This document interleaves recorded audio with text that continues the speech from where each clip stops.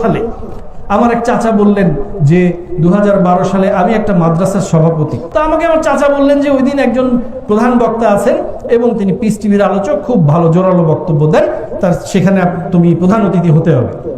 ঠিক আছে, ভালো কথা, নাম কিন্তু কারো বলছি না, আপনারা শুনেই বুঝতে পারবেন, বলে নেবেন ইনশাআল্লাহ। ঘটনা হয়েছে, আমি শুনলাম যে শায়েখ বিশ্রাম নিচ্ছেন আমাদের মাদ্রাসার যে মানে প্রধান শিক্ষক বা প্রিন্সিপালের কক্ষ, ওখানে তিনি খাওয়া দাওয়া করে বিশ্রাম নিচ্ছেন, এরপরে তিনি আসবেন। তো এখান থেকে এত কাছে, তার মানে আমি যা বলতেছি উনি সব শুনতেছেন। আমি করছি কি, শুরু করছি এটা দিয়া, নূর নবীজির আগমনে জগৎ হলো উজালা। এখন ধরেন আমি এটা দিয়ে শুরু করছি, আমি যা বলার 5 মিশালি বলে তো শেষ দিচ্ছি যখন, তখন দেখছি যে উনি আসছেন, লুঙ্গি পরে আসতেছেন একজন শায়েখ। আমি কি আচ্ছা ঘটনা কি? তো এখন উনি এসে আমার পাশে বসতেছেন, যখন বসতে আমার বক্তব্য প্রায় শেষের দিকে, 5 মিশালি কিন্তু মনে রাখবেন, হিরো শামীম না, এই এখনই জিরো শামীম হয়ে যাবে, দেখবেন কিভাবে জিরো হয়। তারপর উনি এসে বসলেন। কারণ আমার একটা অভ্যাস ছিল, আমি করতাম কি কোনো মাহফিলে গেলে প্রধান বক্তাকে আমি করতাম কি বক্তব্যের শেষে পকেটে 500 বা 1000 টাকা হাতে বের করতাম, বের করে ওনার হাতে আস্তে করে গুজে দিয়ে বলতাম যে শায়েখ বা হুজুর ভুল বিয়াদবি মাফ করবেন, একটু দোয়ার হাদিয়া, আমার বাবা মার জন্য দোয়া করবেন। তো সেদিন করছে কি, উনি এসে বসছেন, পাশে বসার পরে এখন আমি দেখলাম উনি চোখ মুখ কালো করে রাখছেন। এখন কিছু মানে হয়তো মানে মন চাচ্ছে আমাকে কিছু বলার জন্য, কিন্তু বলতেছেন না। তো বুঝতে পারছেন যে আমি কেমন জানি মনে হচ্ছে যে একটু মতিগতি অন্যরকম, ভাবগতি খুব একটা সুবিধার না। আমি পকেটে হাত দিয়ে চিন্তা করছি 500 বাইর করবো, 1000 বাইর করব, কেন জানি মনে হচ্ছে ঠিক হচ্ছে না, 2000 বাইর করব, তাও মনে হচ্ছে যে না, ঘটনা কেন জানি ভালো মনে হচ্ছে না, বেগতিক মনে হচ্ছে। একটু আগেই তো আদবের খেলাফ হয়ে কিন্তু বকা খাইছি, দেখছেন না? তখন মনে হয় এটা কত বড় না বেয়াদবি হয়। তো এখন আমি বলছি কি যে হুজুর ভুল বেয়াদবি মাফ করবেন, হাতে কিন্তু আমি নেই আর সাহস হয় নাই। ওনার ভাবগতিক দেখে আমার ওই 2000 টাকা পর্যন্ত আর বের করার সাহস হয় নাই, যে দোয়ার হাদিয়া যে বলি নাই, এটা তো বিরাট কাজ করছি। তার থেকে বড় তো হুজুর বলে ফেলছি, তখনই জানি তো অনেক কিছুই 5 মিশালি। তো এখন উনি বসছেন, বসার পরে তা আমি বলছি কিছু ভুল বেয়াদবি মাফ করবেন। তো উনি বলছেন ঠিক আছে, মানে উনি আমার দিকে তাকাচ্ছেন না, মনে হয় যে আমার সম্ভবত আমার দিকে তাকাতেও ইচ্ছা করতেছে না, এটা আমার ধারণা। চোরের মন পুলিশ থাকে কিন্তু, যাই হোক। তো তারপরে এর আগে কিন্তু 200 মাহফিল অ্যাটেন্ড করছি প্রধান অতিথি, এবং ছোটবেলা থেকে কিন্তু ক্লাস 2-3 থেকে কিন্তু 5 মিনিটের তালিম চলতেছে, তারপর মাঝখানে ওয়াগারা এগুলো তো বললামই। এখন উনি বক্তব্য শুরু করলেন, উনি বক্তব্যের টপিক নিলেন শিরক এবং বিদআত। আমার ধারণা উনি আমার জন্যই টপিকটা নিলেন। কথাবার্তা যখন শুরু করলেন, আমি চিন্তা করলাম ইসলামটা এরকম হতে পারে, বলে কি এটা, বলে কি? এত মাহফিল গেলাম, এত কিছু শুনলাম, এত রকম চ্যানেল কত কি দেখতেছি, 2012 সাল, কিন্তু বলে কি? উনি একটা কথা বলছেন, আমার খুব মাথায় লাগছে জিনিসটা। আরাফার মাঠে যত পাপ ক্ষমা হয়, আর কোথাও এত পাপ ক্ষমা হয় না। আও কামা ক্বালা হাফিজাহুল্লাহ, অথবা তিনি যেভাবে বলেছেন, আরাফার মাঠে যত পাপ ক্ষমা হয় আর কোথাও হয় না। 20 লক্ষ লোক সেখানে জমায়েত হয়। নামিরা মসজিদের খতিব সাহেব খুতবার পরে এসে 20 লক্ষ লোককে একসাথে করে নিয়ে একটু হাত তুলে আমিন আমিন করলে হতো না? আমি চিন্তা করলাম বলে কি, কথাটা উনি বললেন কি, মাথায় আমার খেলতেছে না কিছু। পরে চিন্তা করলাম যে অন্যান্য মাহফিল থেকে প্রধান বক্তার কথাবার্তা 10 মিনিট শুনে অনেক ব্যস্ততা থাকে, উঠে চলে যাই, আমি আর উঠতে পারতেছি না। শেষ পর্যন্ত শুনলাম, আমার মাথায় চিন্তা করলাম তাহলে তো আসলে ইকরায় ফিরতে হবে। তো আল্লাহকে সাক্ষী রেখে বলছি, ওই ইকরায় যাওয়ার পিছনে আল্লাহ সুবহানাহু ওয়া তাআলা অনেক বড় একটা তৌফিক সেদিন দিয়েছেন, যে না আসলে পড়তে হবে, এবং এই কোরআনে ভাই আসতে হবে, ফিরতে হবে, আসতেই হবে। এখন যারা আমার কাছে ভোট চাইতে বলল, তাদের উদ্দেশ্যে একটু বলি। আল্লাহ সুবহানাহু ওয়া তাআলা বলছেন কুদসি হাদিসে, রাসূল সাল্লাল্লাহু আলাইহি ওয়াসাল্লাম বলছেন, ইন্নাল্লাহা, নিশ্চয় আল্লাহ সুবহানাহু ওয়া তাআলা, ইযা আহাব্বা আবদান, যখনই কোনো বান্দাকে ভালোবাসেন, যখনই কোনো বান্দাকে ভালোবাসেন, দা জিবরিলা, জিবরিল আলাইহিস সালামকে ডাকেন, এই জিবরিল আসো আসো আসো, এই জিবরিল শোনো। দেখে কি বলেন? ইন্নী উহিব্বু ফুলানান, নিশ্চয়ই আমি অমুককে ভালোবাসি। ফাআহিব্বাহু, আদেশ করেন তুমিও তাকে ভালোবাসতে লেগে যাও। ফায়ুহিব্বুহু জিবরিলু, তাকে জিবরিলও ভালোবাসতে শুরু করেন। সুম্মা ইউনাদি ফিস সামা, আকাশের সমস্ত ফেরেশতাদেরকে ডাকেন। ফেরেশতাদের সর্দার তখন আকাশের সমস্ত ফেরেশতাদেরকে ডেকে বলেন, ইন্নাল্লাহা ইউহিব্বু ফুলানান, নিশ্চয় আল্লাহ সুবহানাহু ওয়া তাআলা এই ব্যক্তিকে ভালোবাসেন, অমুক ব্যক্তিকে ভালোবাসেন। ফাআহিব্বুহু, তোমরাও তাকে ভালোবাসতে লেগে যাও। ফায়ুহিব্বুহু, ইউহিব্বু আহলুস সামা, ইউহিব্বুহু আহলুস সামা, সমস্ত আকাশের ফেরেশতারা তখন তাকে ভালোবাসতে লেগে যায়। এই একই জিনিসটা আবার এরপরে আসে সুম্মা ইউদাউ লাহু, তার জন্য পরিবেশটা এমন করে দেয়া হয় আল কবুল ফিল আরদ, যেমন সমস্ত জাহানের আর জমিনের সবাই তখন তার প্রতি গ্রহণযোগ্যতা অনুভব করতে থাকে, তার জন্য গ্রহণযোগ্য করে দেওয়া হয়। ঠিক একইভাবে যখন রাগ করেন, কারোর উপর ক্ষেপে যান, আল্লাহ সুবহানাহু ওয়া তাআলা জিবরাইল আলাইহিস সালামকে ডেকে এভাবেই বলেন যে নিশ্চয় আমি একে এর উপর রাগান্বিত, তুমিও রাগান্বিত হয়ে যাও। তখন তিনিও রাগান্বিত হয়ে সমস্ত ফেরেশতাদেরকে ডেকে বলেন, আমি আর নাসটা বললাম না, সময় চলে যাচ্ছে, ভাই একটু খেয়াল করে দেখেন, এ পর্যন্ত শুরু থেকে যা বলেছি মনে রাখবেন। আল্লাহ সুবহানাহু ওয়া তাআলা তার রাসূল, তার ইব্রাহিম আলাইহিস সালামের মাধ্যমে কি বলেছেন, চাঁদ কি করলেন, তারা দেখলেন। ইয ক্বালা ইব্রাহিমু লিআবিহি আযারা, তখন কি বললেন, ফালাম্মা জান্না আলাইহি লাইলু রাআ কাওকাবা, যখন দেখলেন তারা আসছে, তারপর কি করলেন, সেটা ঢেকে গেল, বলে আমি এটা পছন্দ করি না। এরপর কি আসছে, চাঁদ আসছে, সেটা যখন ঢেকে গেল, বলে আমি এটা পছন্দ করি না। এরপর যখন সূর্য আসছে, বলে এটা সবচেয়ে বড়, যখন সেটাও ঢেকে গেল, তখন বলল ইন্নী ওয়াজ্জাহতু, খেয়াল রাখবেন, ইন্নী ওয়াজ্জাহতু, আমি মুখ ফিরালাম, ওয়াজহিয়া লিল্লাযী ফাতারাস সামাওয়াতি ওয়াল আরদ, যিনি এই আসমান জমিনকে সৃষ্টি করেছে, হানিফা। এই হানিফ শব্দটা বললে এখন বুঝতে পারবেন, হানিফ শব্দের অর্থ আমরা বাংলায় পাই একনিষ্ঠ। ওই যে বলেছি ভাই, কোরআনকে ওই ভাষায় জানতে গেলে, ইকরাতে গিয়ে ওই ভাষায় জানতে গেলে পুরোটা বুঝতে পারবেন। হানিফ মানে শুধু একনিষ্ঠ না ভাই, হানিফ মানে সব ঘাটের জল খেয়ে, সব কিছু দেখে, সব কিছুকে বাতিল বুঝে ওখান থেকে ফিরে এসে একনিষ্ঠ হওয়া, সেটার নাম হলো হানিফা। ওমা আনা মিনাল মুশরিকিন, আমি মুশরিকদের অন্তর্ভুক্ত নয়। মনে রাখবেন, সেই আল কিতাবুল আখদার বলেন, সেই পীরের কথা বলেন, এমনও জায়গায় শুনেছি, আপনারা নাম বললে চিনতে পারবেন, সেই আলেম সাহেবকে বলেছিলাম, মাযহাবী আলেম সাহেব, ভাই আমি আপনার কুৎসা করতেছি না, মনে রাখবেন তার কাছে গিয়েছি মিরপুরের এক মার্কাজে, নাম বললে সবাই চিনতে পারবেন, ডার্ক সাইটে আলেম, আমাকে একটু সমাধান দিন, আমি তো পড়া শুরু করেছি, কিন্তু এমন এক কথা শুনে আসছি, পড়া ছাড়া তো উপায় নাই, কোথাও গিয়ে তো শান্তি পাচ্ছি না, একটু বলেন তো, একটু বলেন তো। আচ্ছা, ঈসা আলাইহিস সালাতু ওয়াস সালাম যখন আসবেন, তার মাযহাব কি হবে? উত্তর কি দিয়েছিলেন? ওয়াল্লাহি আল্লাহর কসম, ওয়াল্লাহি আল্লাহর কসম, ওয়াল্লাহি আল্লাহর কসম, তিনি বলেছেন বুজুর্গানে দিন কাশফে দেখেছেন ঈসা আলাইহিস সালাতু ওয়াস সালাম হানাফি ফিকহের উপর ফয়সালা দিবেন। আই রিপিট, বুজুর্গানে দিন কাশফে দেখেছেন ঈসা আলাইহিস সালাতু ওয়াস সালাম হানাফি ফিকহের উপর ফয়সালা দিবেন। এই কথা শোনার পরে আমি তখন বলেছি, ইন্নী ওয়াজ্জাহতু ওয়াজহিয়া লিল্লাযী ফাতারাস সামাওয়াতি ওয়াল আরদা হানিফা ওয়া মা আনা মিনাল মুশরিকিন।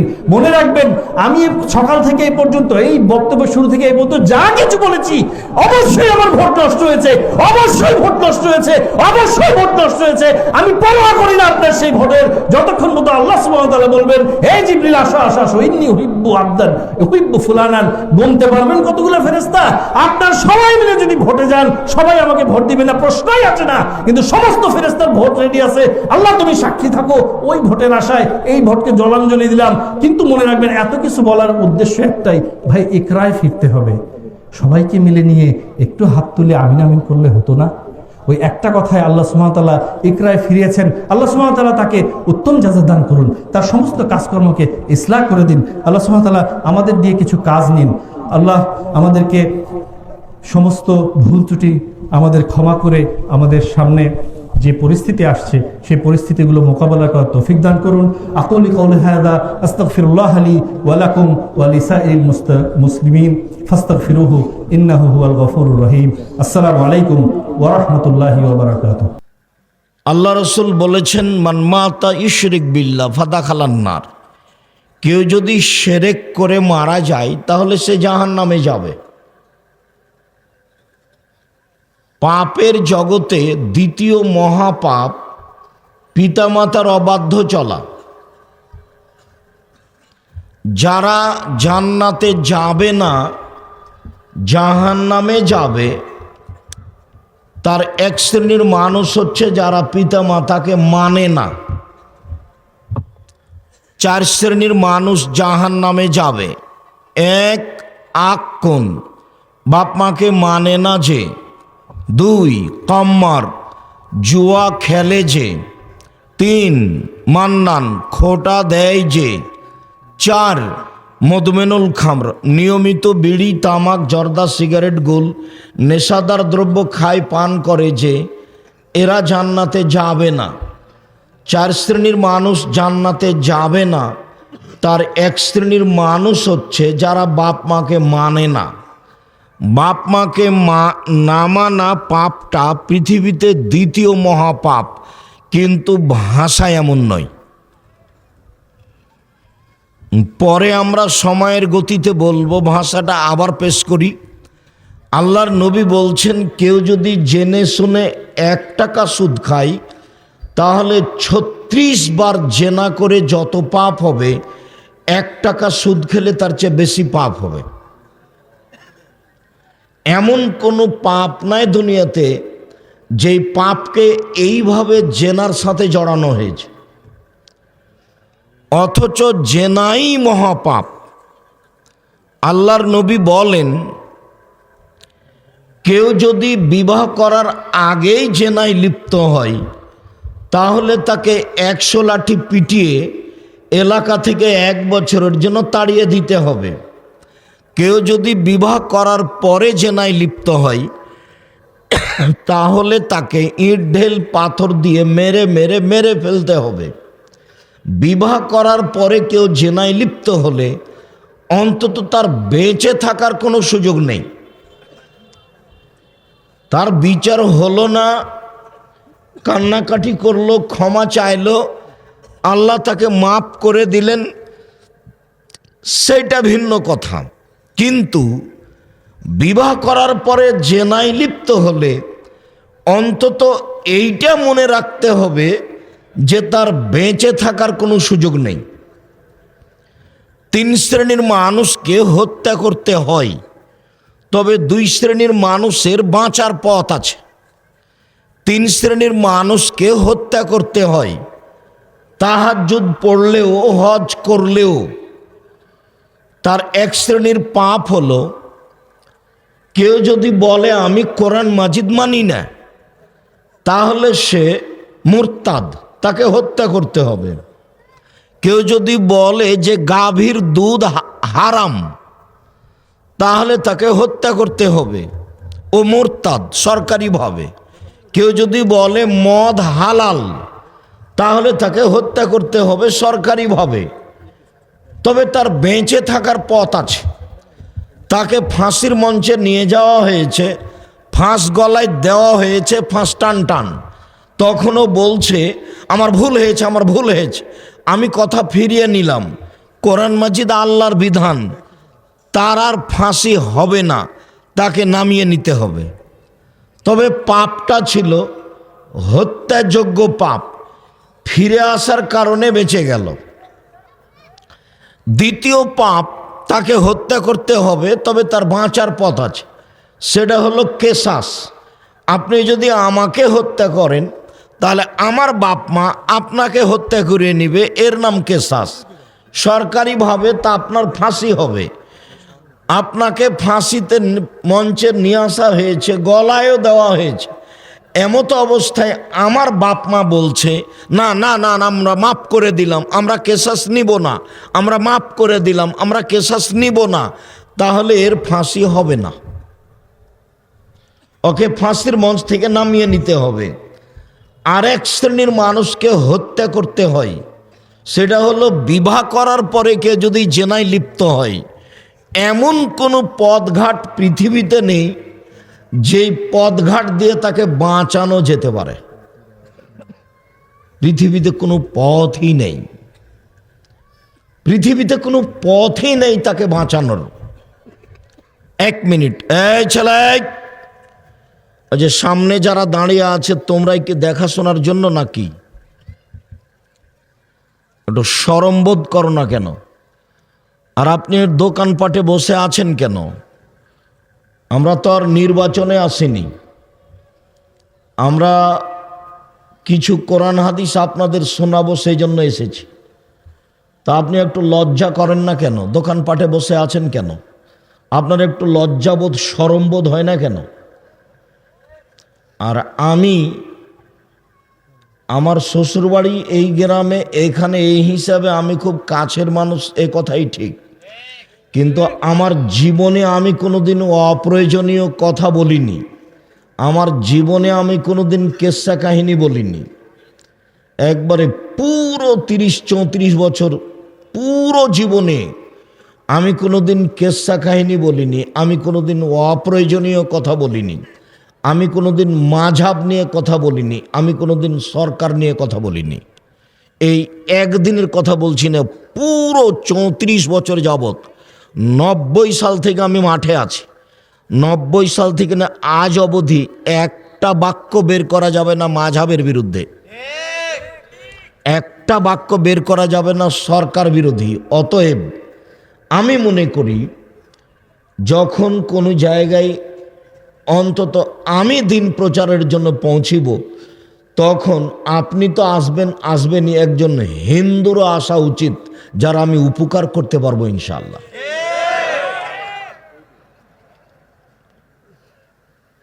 আমি আপনাদের অনুরোধ করছি, যারা যেখানে বসে আছেন, আপনার কাজ বন্ধ করে, দোকানপাট বন্ধ করে, কথাবার্তা বন্ধ করে সামনে আসুন, বসে কথা শুনুন, আপনার জন্য অনেক ভালো হবে।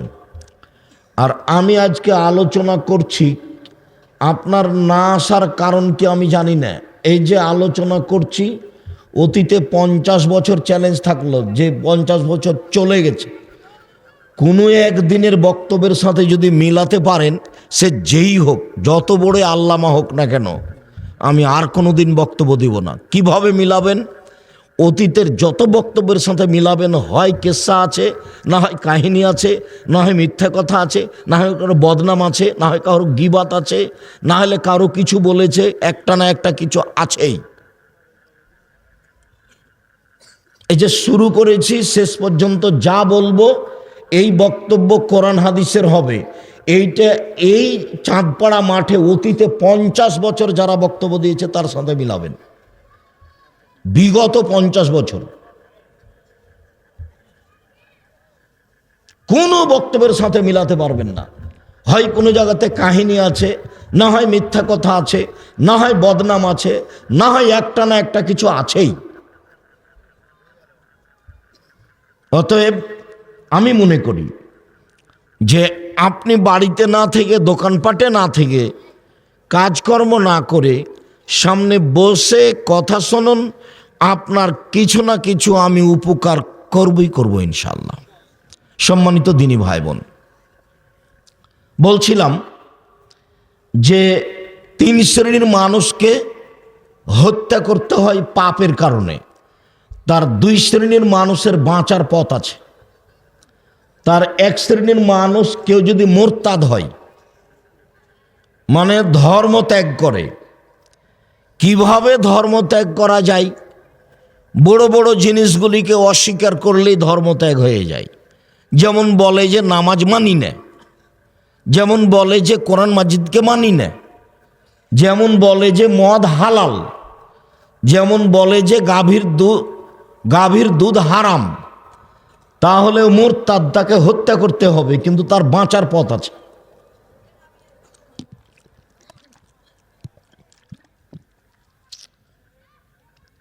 দুই হলো কেসাস। আপনি আমাকে হত্যা করেছেন, অথচ আপনি তাহাজ্জুদ পড়েন। আপনি তাহাজ্জুদ পড়তে যাচ্ছিলেন মসজিদের দিকে, আমি আপনার পাশ দিয়ে হেঁটে যাচ্ছিলাম, আপনার কোনো কলের রাগ ছিল, আপনি আমাকে একটা থাপ্পড় মেরেছেন, 1 থাপ্পড়ে আমি মারা গেছি। আপনি ভালো মানুষ, কিন্তু আপনার এখন কি হবে? ফাঁসি হবে। এর নাম কেসাস। তো আমার বাপ মা যদি আপনার এই কেসাস মাফ করে দেয়, তাহলে আপনার ফাঁসি আর হবে না। বোঝা যায় না কথা মনে হয়। আর 1 শ্রেণীর মানুষকে হত্যা করতে হয় যারা বিবাহ করার পরে জেনায় লিপ্ত হয়। এদেশের লাখো দুলাভাইকে হত্যা করতে হবে যারা শ্যালিকার সাথে জেনায় লিপ্ত হয়েছে। এদেশের লাখো ভাবিকে ইট ঢিল পাথর দিয়ে মেরে ফেলতে হবে যারা দেবরের সাথে জেনায় লিপ্ত হয়েছে। এদেশের লাখো পুরুষকে ইট ঢিল পাথর দিয়ে মেরে ফেলতে হবে যাদের স্ত্রী থাকা সত্ত্বেও অন্য মহিলার সাথে জেনায় লিপ্ত হয়েছে। এদেশের লাখো নারীকে ইট ঢিল পাথর দিয়ে মেরে ফেলতে হবে যাদের স্বামী থাকা সত্ত্বেও অন্য পুরুষের সাথে জেনায় লিপ্ত হয়েছে। এদের অন্তত বেঁচে থাকার কোনো সুযোগ নেই। না, তোমাকে এভাবে সাড়া দিতে তো আমি নিষেধ করছি, এটুকু বুঝতে চাও না? এইভাবে সাড়া দাও আমি পছন্দ করি না, খুব খেয়াল করে থাকো। আর যারা সাড়া দিচ্ছ তোমার মোবাইলে তো ল্যাংটা মেয়ে নাচে, তুমি একটু শরম করো না কেন? তুমি একটু শরম করো, লজ্জা করো, ইতস্তবোধ করো। তুমি যদি আমার সাথে অত ভালোবাসা থাকে, আজ থেকে নিয়ে মরা পর্যন্ত তোমার মোবাইলে আর কোনদিনই ল্যাংটা মেয়ে নাচবে না, তাহলে বুঝবো যে তোমার ঈমান ফিরে এসে। তুমি আমার বক্তব্যের সাথে দিন রাত মুনাফিকি করো। তোমার মোবাইলে বাজনা বাজে, তোমার মোবাইলে গান চলে, অথচ আল্লাহর নবী বলেছেন আমার উম্মাতের উপরে 3টে বিপদ নেমে আসবে 3টে পাপের কারণে। আমার উম্মাতের উপরে 3টে বিপদ নেমে আসবে 3টে পাপের কারণে। আমার উম্মাতের উপরে ভূমিকম্প হবে, 1, 2 আকার আকৃতি পরিবর্তন হবে, সন্ধ্যায় থাকবে মানুষ, সকালে হবে শুকুর। এটা আমার উম্মাতের উপরে হবে, এটা আমার ভয়। 3 আমার উম্মাত বিপদে পড়ে যাবে, সব দিক থেকে ঝামেলা নেমে আসবে। জমি জায়গায় মারামারি, মসজিদে মারামারি, মাদ্রাসাতে মারামারি, হইচই, জমির দাম 20 লাখ, রেজিস্ট্রি খরচ 15 লাখ, মানে সব দিক থেকে সমস্যা নেমে আসবে 3টে পাপের কারণে। আমার উম্মতের উপরে 3টে পাপের কারণে 3টে বিপদ নেমে আসবে। তো বিপদ নাম্বার 1 ভূমিকম্প, বিপদ নাম্বার 2 সন্ধ্যায় থাকবে মানুষ, সকালে হবে শোর বা বানর। 3 সমস্যা নেমে আসবে। পাপ 3টা। 1 এটা সারিবুল খমুরা, যখন আমার উম্মাত বিড়ি, তামাক, জর্দা, সিগারেট, গুল, নেশাদার দ্রব্য খাবে, পান করবে। 2 জাহরাতিল কায়নাত, অত্যাচারিল কায়নাত, যেদিন মেয়েরা নাচবে, সব মোবাইলে মেয়ে নাচে, সব দোকানে মেয়ে নাচে, সব ঘরে মেয়ে নাচে। যখন মেয়েরা নাচবে তখন আমার উম্মাতের উপরে বিপদ নেমে আসবে। 3 অজারাবুবিল মাজেব, যখন বাদ্যযন্ত্র চলবে, সব মোবাইলে বাজনা বাজে, সব দোকানেই বাজনা বাজে, প্রায় সব ঘরে চলে, টিভি চলে, সব ঘরে বাজনা বাজে। আমার উম্মাতের উপরে 3টে বিপদ নেমে আসবে 3টে পাপের কারণে। আমার উম্মাতের উপরে 3টে বিপদ নেমে আসবে 3টে পাপের কারণে। 1 ভূমিকম্প হবে, 2 আকার আকৃতি পরিবর্তন হবে, সন্ধ্যায় থাকবে মানুষ, সকালে হবে বানর, শোর। 3 সব সমস্যা নেমে আসবে আমার উম্মতের উপরে 3টে পাপের কারণে। 1 যখন মদ খাবে, প্রায় সবাই মদ খাবে। 2 যখন মেয়েরা নাচবে। 3 যখন বাজনা বাজবে। তো সব দোকানে বাজনা বাজে, সব দোকানে মেয়ে নাচে, সব বাড়িতে মেয়ে নাচে, প্রায় সবাই বিড়ি, তামাক, জর্দা, সিগারেট, গুল খাই। বোঝে না ওরা, অন্তর আছে বুঝে না, দেখেও দেখে না ওরা, চক্ষু আছে দেখে না, শোনে না ওরা, কান আছে শোনে না। উলাইকা কালা আনাম, তারা পশু প্রাণীর মতো, তারা গরু ছাগলের মতো, তারা কুকুর শ্রীগালের মতো, বালহুমাজাল, বরং তার চেয়ে খারাপ। মানুষ গরু ছাগল কুকুর শ্রীগালের চেয়ে খারাপ। সে যে হারাম খায় বিবেচনা করে না, হিসাব নিকাশ করে না। সেদিন চলে এসেছে। একটা কথা মধ্যে বলে নিয়ে সামনে যাই, ও শোর বানর হবে কেন? কেন শোর বানর হবে? আল্লাহ নবী বলতেন যে কুকুর শ্রীগাল হয়ে যাবে, আল্লাহ নবী বলতেন যে সাপ ব্যাং হয়ে যাবে। এই কথা না বলে কেন বললেন যে বানর হবে, কেন বললেন যে শোর হবে? একটু আল্লাহ নবী বলছেন আমার জীবনে বড় ভয়, আমার উম্মাত ইহুদি খ্রিস্টানদের সাথে মিশে যাবে সমান, একেবারে ওরা যা করবে ওরাও তাই করবে। ডান হাতের বিঘত যেমন বাম হাতের সমান। আমার উম্মত অন্যায়ে মিশে যাবে ইহুদি খ্রিস্টানদের সাথে, তেমন সমান সমান। ডান পায়ের জুতা যেমন বাম পায়ের সমান, বাম পায়ের জুতা যেমন ডান পায়ের সমান, এটা যেমন সমান সমান, অন্যায় অবিচারের দুশ্চরিত্রে কৃষ্টি কালচারের নিয়ম নীতিতে আমার উম্মত মিশে যাবে তাদের সাথে সমান সমান। এই কথা বলতে বলতে বলতে শেষ পর্যন্ত এভাবে বলছেন, ইহুদি খ্রিস্টান যদি মায়ের সাথে জেনা করে থাকে তো আমার উম্মত তো মায়ের সাথে জেনা করবে। আমার উম্মত এত নিচে নেমে যাবে। তো নিয়ম নীতিতে কৃষ্টি কালচারে তাদের মতো হয়ে যাবে। এখানে বহু যুবকের মাথার চুল ছাঁটা আছে, উপরে চুল আছে, নিচে চতুর্দিকে নাই। এটা তো ইহুদি খ্রিস্টান খেলোয়াড়ের। তুমি কখন কখন খ্রিস্টান হয়ে গেছো? এই ছেলে, তোমার বাপ নাই? ওটা কি তোমার চাচা নাকি যাকে বাপ বলো? তোমার মাথার চুল এমন কেন? এই, তোমার মা নাই? ওই মহিলা তোমার খালা নাকি যাকে তুমি মা বলো? তোমার মা দেখতে পায় না? তোমার মাথার চুল এমন কেন? শরম পাও না? লজ্জা পাও না? এই, তোমার বোন ওখানে বসে আছে, নখ বড় আছে। নখ বড় থাকে ইহুদি খ্রিস্টানদের পতিতালয়ের মেয়েদের বৈশিষ্ট্য। ইহুদি খ্রিস্টানদের পতিতালয়ের মেয়েদের বৈশিষ্ট্য নখ বড় রাখা, নখে নেইল পালিশ দেওয়া। ইহুদি খ্রিস্টানদের বেশ্যালয়ের মেয়েদের বৈশিষ্ট্য কি? নখ বড় রাখা এবং নখে নেইল পালিশ দেওয়া। ইহুদি খ্রিস্টানদের বেশ্যালয়ের মেয়েদের বৈশিষ্ট্য হলো কি? নখ বড় রাখা এবং নখে নেইল পালিশ দেওয়া। তো তোমার বোনের নখ বড় হয়ে আছে কেন? তোমার মা নাই? ও কি খালা নাকি? ও কি সৎমা? শরম পাও না? ওকে মা বলো কেন? ওকে খালা বলে ডাকবে, ওকে সৎমা বলে ডাকবে। আর শরম হয় না? মেয়ের নখ বড় কেন? মেয়ের নখে নেইল পালিশ কেন? জোর করে মুসলমান হতে চাও? আল্লাহর নবী দুঃখ করে বলেছেন, আমার উম্মত মিশে যাবে ইহুদি খ্রিস্টানদের সাথে এমনভাবে, ডান হাতের বিঘত যেমন কি বাম হাতের সমান, ডান পায়ের জুতা যেমন বাম পায়ের সমান। ওরা যদি জেনা করে থাকে মায়ের সাথে, তো আমার উম্মত কি করবে? মায়ের সাথে জেনা করবে। তোমাকে এক গিলাস পানি দিলাম আমি, তুমি আমাকে বলবে জাযাকাল্লাহ খায়ের, আল্লাহ আপনাকে উত্তম প্রতিদান দেবে। তো তুমি থ্যাংক ইউ বললে কেন? থ্যাংক ইউ বললে কেন? তা বলবে কেন? হিন্দু যদি এক গ্লাস পানি দেয় তাহলে তুমি থ্যাংক ইউ বলিও। মোবাইলে রিং হচ্ছে, তুমি যদি চিনতে পারো হিন্দু তাহলে বলবে ধন্যবাদ। আর যদি চিনতে না পারো, হিন্দু হোক, মুসলিম হোক, ডোম হোক, চামার হোক, মেথর হোক, যে হোক না কেন, বলবে আসসালামু আলাইকুম। হ্যালো বললে কেন? হ্যালো বলে তো কুকুরকে ডাকে। হ্যালো বলে তো কুকুরকে ডাকে। তোমার প্যান্টটা টাকানোর নিচে কেন? তোমার প্যান্টটা টাকানোর নিচে কেন? ওটা তোমার মা না, ওটা তোমার খালা। এই, তোমার বোনের এখন কপালে টিপ আছে, টিপ দেওয়া আছে তোমার বোন। তোমার বোন এখন স্কিন পায়জামা পরে আছে, যার মানে অঙ্গ প্রত্যঙ্গ সব বোঝা যায়, লজ্জা স্থানও বোঝা যায়। এই স্কিন পায়জামা পরে আছে তোমার বোন, তোমার মা এখানে বসে আছে, এখানে বসে আছে। এটাই হলো ইহুদি হয়ে যাওয়া, এটাই হলো খ্রিস্টান হয়ে যাওয়া।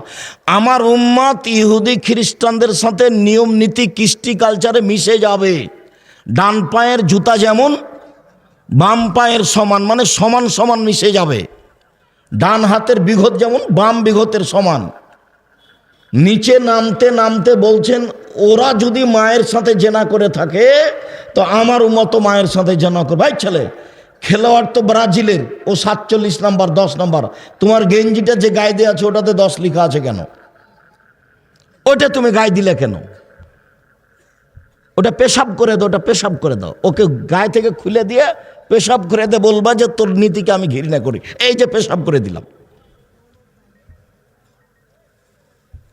আর তুমি যদি আমাকে দাও তোমার গেঞ্জিটা, আমি টয়লেট পেপার হিসাবে ব্যবহার করব না, ওটাকে আমি ঘৃণা করি, ওটাকে দূর থেকে থুদি। আমি আব্দুর রাজ্জাক বিন ইউসুফ, তোমার জানা না থাকলে আবার জেনে নাও। আমি দীর্ঘ 34 বছরে কোনোদিনও অপ্রয়োজনীয় কথা বলিনি। 34 বছরে, যদি না জানা থাকে আবার জেনে নাও। আমি আব্দুর রাজ্জাক বিন ইউসুফ, আমার বাপের নাম ইউসুফ আর আমার নাম আব্দুর রাজ্জাক। আমি হাজার হাজার হাদিস শোনাতে পারি ঘন্টার ঘন্টা, আলহামদুলিল্লাহ। আমার জীবনে কোনোদিন মাঝহাবি কথা বলা লাগে না, মাঝহাবকে নিয়ে। আমার জীবনে কোনোদিন দলকে নিয়ে কথা বলা লাগে না।